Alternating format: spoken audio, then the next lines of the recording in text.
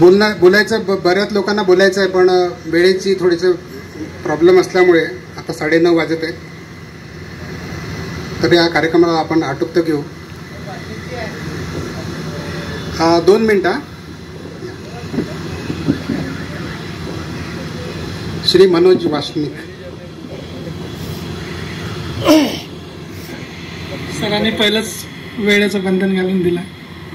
उपस्थित डायस, शाखा प्रबंधक बोरकर सर, उपशाखा प्रबंधक अमोल सर, तसेच माझे विकास अधिकारी बुलदेव मॅडम आणि जान्हवी, सर्वांचं स्वागत. 2 मिनिटात बोलण्यासारखं आहे नाही, कारण 30 वर्षाचा पडाव आहे. सुरुवात अशी सांगतो की मला जायचं होतं अंदमानला जायचं असताना मी स्वतःची पॉलिसी काढावी बा म्हणून मी 975ला गेलो. तिथं एक मी जसं आशिष देव सरांनी सांगितलं त्याप्रमाणे माझं पण एज्युकेशन MCOM MPhil झालेलं आहे. तर त्या कॉलेजचे जे बाबू होते जाधव, त्यांच्याकडून मी पॉलिसी घेतली, पण मला ते समजली नाही. त्यांनी काय सांगितलं समजलंच नाही. मग त्यांनी आपल्या विकास अधिकाऱ्याकडे घेऊन गेलेत. तर काय तायवडे सर, ते तायवडे सर होते तिथं विकास अधिकारी.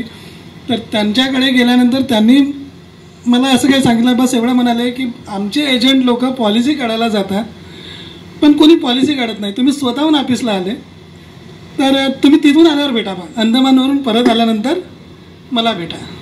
तर ठीक आहे सर म्हटलं.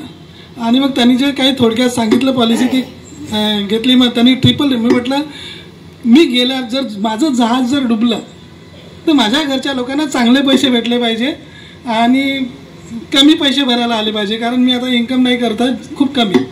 तर त्यावेळेस त्यांनी मला ट्रिपल रिस्कवरवाली जीवन मित्र पॉलिसी दिली तायवडे सरांनी. चांगली वाटली ती. म्हटलं हे बरोबर आहे, ट्रिपल रिस्कवर चांगली वाटली. आणि ती पहिली पॉलिसी माझी. ती घेतल्यानंतर मग मी अंदमानला गेलो बिंदास. काही भीती नव्हती, जहाज डुबलं तरी माझ्या घरच्या लोकांना पैसे भेटेल हा विचार घेऊन गेलो. जसं आशिष देव सरांनी आपले अनुभव सांगितले त्याप्रमाणे माझेही अनुभव असेच आहेत की मी कॉलेज शिकत असताना कुठले सर थोडासा वेळ होईल प्लीज. तर त्यांनी सांगितलं जसं काय म्हणतात बा, सायकलचं दुकान, सायकल रिपेरिंगचं दुकान, कधी पतंग विक्रीचं दुकान, अशी दुकान मांडत माझे पण असे दिवस गेलेले आहेत. इवन माझ्या बहिणी शिकत होत्या त्या शाळेसमोर मी चणे फुटाण्याचं दुकान घेऊन पण बसलेलो आहे. आणि महत्त्वाचं मग जैन टाकीजमध्ये खुर्च्याचं रिपेरिंगचं काम माझं होतं, त्याची ठेकेदारी होती. तर माझे वडील करायचे, वडिलांसोबत मी करायचा. तर असे माझे अनुभव होते. आणि त्यामुळे इन्कमच्या नुसार ती पॉलिसी कमी पैशात ट्रिपल रिस्कवर आली. आनंद झाला. गेलो. आल्यानंतर मग मी तायवडे सरांना भेटलो. तर तत्पूर्वी तायवडे सरांना भेटण्यापूर्वी एम्प्लॉयमेंटतर्फे मला ते पूर्ण फुल पेमेंटवर एक जॉब मिळाला होता 80 दिवसाचा. तिथं मी बघितलं की एजंट लोक कसे पैसे कमवतात, कसे खुश असतात. आणि काही धंदा झाला तर मग सर्व स्टाफला सुद्धा ते पेढे वगैरे चारतात. ते सर्व खाताना असं वाटलं चांगलं आहे बा, हा व्यवसाय चांगला आहे. मग तायवडे सरांना भेटलं. सर म्हटलं मला एजन्सी करायची आहे. तर त्यांच्याकडे गेल्यानंतर त्यांनी मला एक पुस्तक दिलं. हे सांगण्यामागचा मेन उद्देश आहे की सरांसोबत असं जुडलेलं आहे ते. तर त्यांनी मला एक पुस्तक दिलं, मॅन्युअल, लाल कव्हरचं होतं. हे घेऊन जा, याला वाचा आणि नंतर या. ते मी घरी आणलं. ते काही समजतच नव्हतं. अभ्यारपण म्हणलं काय, ते सर्व डोक्याबाहेर जात होतं ते मराठीतलं. मग मी त्यांना परत विचारलं तर त्यांनी मला बस तुम्ही वाचा ना म्हणे, नंतर या. मग म्हटलं एजन्सी तर करायची आहे. आता इथं गेलो तर तायवडे सरांना पाहायला लागेल. दुर्गापूरला एक ब्रँच होती माहीत होतं. मी दुर्गापूर ब्रँचला गेलो. तिथे गेल्यानंतर सर एकटेच बसले होते, बाकी लंच टाईम असल्यामुळे. आणि फडणवीस सर होते. मला वाटतं ते असिस्टंटच होते ना, हां डबल होते फडणवीस सर. तर मग ते बसले होते एकटे. त्यांनी बुलदेव सरांशी माझी भेट घालून दिली. मी आणि माझा एक मित्र होता रमेश ताकचांडे, आम्ही दोघंजण भेटलो सरांना. मग सरांनी सांगितलं तर सर म्हणाले की तुम्ही तायवडे सरांना भेटा. त्यांचं पुस्तक होतं. मी सांगितलं सरांना पूर्ण. नाही सर म्हटलं मला त्यांच्याकडे जायचं नाही. बघा सरांचा हा भाग सरांशी यासाठी जुडला आहे की सरांनी, मी एजंट त्यांच्याकडे आयता गेलेलो आहे, पण त्यांनी मला स्वीकारलं नाही पटकन. त्यांनी मला आधी अशा प्रकारे मार्गदर्शन केलं की मी त्यांच्याकडे जावं. पण मी म्हटलं नाही सर मला बिलकुल नाही जायचं आहे. तिकडे गेलं तर मला ते दिसतील आणि दुसऱ्या कोणत्याही डीओकडे गेलं तर ते आवडणार नाही, म्हणून मी इकडे आलो. मला तुमच्याचकडून घ्यायचं आता. आणि मी अशा प्रकारे मग सरांनी मला एक सांगितलं कशा प्रकारे विकायचं, आणि माझी इंटरव्ह्यू पण घेतली.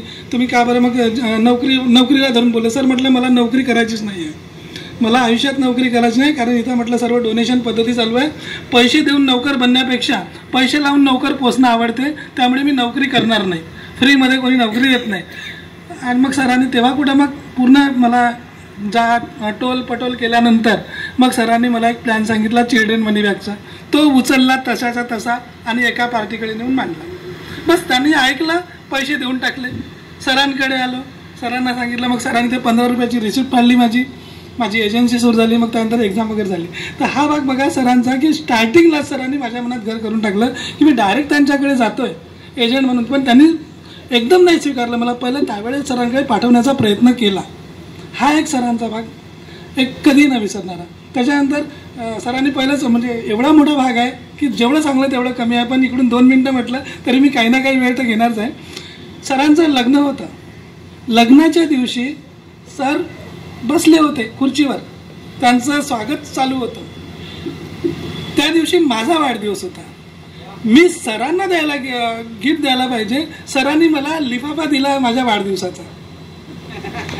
हा एक भाग मी कधी नाही विसरू शकणार, कधीच नाही. आयुष्यात एकदम असं ते पूर्ण घर करणारे जेवढे बी क्षण आहेत सरांसोबत जुळलेले, पूर्ण इथं घर करणारे आहेत. तर बोलण्यासाठी तर शब्द इतक्यात. पण त्याच्यानंतर तो एक भाग झाला. मी एक असं साधारण काम करणारा. मग LIC आल्यानंतर सरांसोबत जे माझे दिवस गेले, तर नुसते LIC एजंट आणि डेव्हलपमेंट ऑफिसरच्याच हिशोबाने नाही गेले.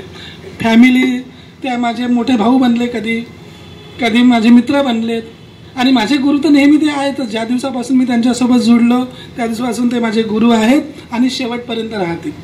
काही दिवसापूर्वी आता जसं आता सरांचं रिटायरमेंटची भाग आली, सरांनी मला जे इथं नाही बोलायला पाहिजे पण बोलतो मी आता, माहीत नाही बोलावं असं वाटत आहे मला. सरांनी सांगितलं की अलॉटमेंट वगैरे, म्हणजे आता सर रिटायर होत आहेत तर मला कुठलं तरी दुसरं अलॉटमेंट पाहिजे. मी सरांना स्पष्ट म्हटलं, सर तुमच्यासोबत जुळलेले एवढे वर्ष आहे, मला काही फरक नाही पडत कुठल्याही ठिकाणी जायला, पण मला हे बिलकुल नाही आवडणार की माझ्या कोड नंबर समोर कोणता तरी दुसरा कोड नंबर लागावा. मला ते बिलकुल नाही आवडणार. याचा अर्थ असा नाही की मला कुठले डेव्हलपमेंट ऑफिसर नाही आवडत किंवा कोणाविषयी मला काही असा त्रास आहे, काहीच नाही. मला सर्वांविषयी आदर आहे, पण मला मनाला हे नाही पटणार. तर सरांना मी डायरेक्ट म्हटलं की सर नाही, मला नको, मी डायरेक्टमध्ये राहील, सर्वांसोबत मिळून राहील, पण माझ्या कोड नंबरसोबत मला दुसरा डिओ कोड नको. माझे तुम्ही आहे, आणि जोपर्यंत या शरीरात जीवन आहे तोपर्यंत भला इथे 999 असेल, पण मी त्या 999ला 40427च पाहू माझा काम राहील, जोपर्यंत एजन्सी आहे तोपर्यंत. इथं या शब्दात, कारण मला ते कुठंच नाही आवडत. वेळेचं कमी आहे तर पण सरांनी इथं जे बोरकर सर आहेत त्यांना एक रिक्वेस्ट करायचं वाटतं, त्यांनी कशा 2 गुट्ट्या बनावं, 2 गुट्ट्या बनवल्या पाहिजेत. आणि एक गुट्टी त्याच्यातली अशा प्रकारे वाटत गेले पाहिजे की सलमान खानचा एक सिनेमा आहे, तो म्हणते की थँक्यू मत बोलो, 3 लोगों की मदद करो और उन 3 लोगों को बोलो की आगे उनकी हेल्प करे, थँक्यू मत बोलना. त्याच्यासारखं सरांना असं वाटतं की सरांनी ती गुटी बनवावी आणि 3 लोकांना सांगावी की हे 3 लोकांना पुन्हा गुटी पोचवा. आणि ती गुटी असं पोहोचवत जे आपले सर आहेत मेन चेअरमॅन त्यांच्यापर्यंत नेऊन द्यावी. आणि त्यांना असं सांगावं की डेव्हलपमेंट ऑफिसर जे आहेत, विकास अधिकारी, पर्टिक्युलर विकास अधिकाऱ्यासाठी, की यांना कधी रिटायरमेंट असेल तरी त्यांच्या इच्छेनं होण्यापेक्षा त्यांचा जो परिवार बनलेला आहे 15, 20, 30, 40, 150, 200, 500, पहिले त्यांचं अनुमती घ्या की खरंच यांना रिटायरमेंट द्यायचं की नाही, त्याच्यानंतर त्यांना रिटायरमेंट द्यावं. अशी गुटी सरांनी तिथपर्यंत पोहोचवावी अशी विनंती करतो. आणि दुसरी गुटी अशी बनावी की आम्ही सरांना नेहमी म्हणतो, सर प्लीज तुम्ही परत घ्या ना, आमच्यासाठी परत राहा ना. तर सर नाही म्हणतात, आता नाही म्हणतात. तर दुसरी गुटी सरांनी आमच्या सरांना पाजावी आणि त्या गुटीमध्ये असं सांगावं की बाबा तुम्हाला आता मी तुम्ही रिलिव्हिंग लेटर दिलं, आता सरांनी रिॲडिंग लेटर त्यांना देऊन द्यावं ती गुटी पाजून. एवढं बोलून माझे शब्द संपवतो.